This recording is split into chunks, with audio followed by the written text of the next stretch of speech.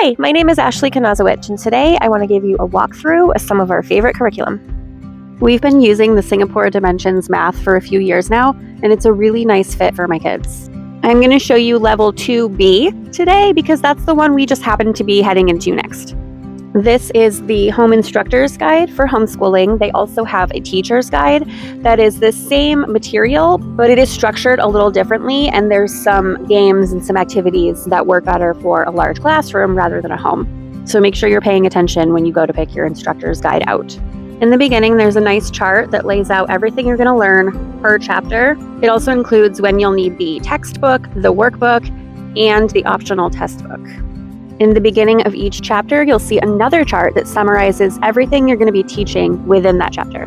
There's a list of supplies that you might need, and there are pages of notes that give you some extra tips on how to handle teaching the material and any struggles or questions that could come up for your children. They also suggest some games you can play, and it says which lesson each game corresponds with.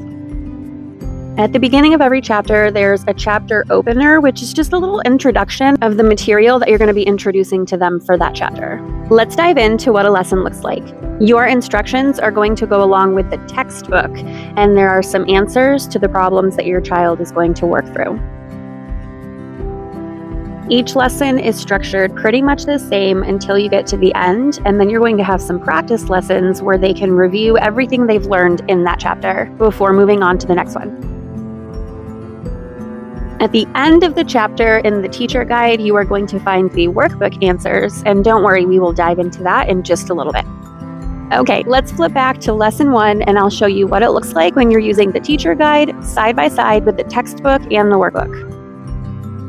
Okay, right here it tells you what page you're going to be on in the textbook, which is this book right here. This first page is going to be your opener, so that will go along with the page that gives you instructions for your opener lesson.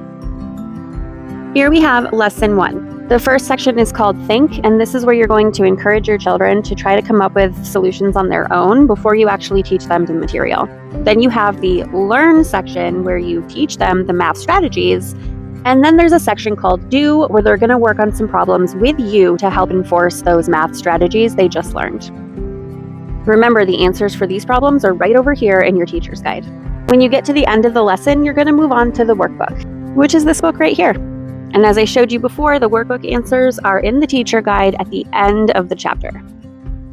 One thing I love about Singapore Dimensions Math is how organized they are. They will tell you again and again and again what lesson you're on, what page you're supposed to be on, what book you can find this in. So you can see the page number that you're going to be working on in the workbook is listed both at the bottom of the lesson and on the top of the answers.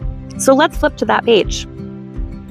Here we have exercise 1. And this is where your child is going to hopefully independently work on some math problems to help strengthen the skills of the math strategies they learned that day. Every lesson is set up basically the same with a think section, a learn section, and a do section. And then at the end, you'll usually have an exercise in the workbook to help strengthen those skills. Now, if you want, there is also a test booklet that you can order that can help you gauge whether they're ready to move on to the next chapter or not.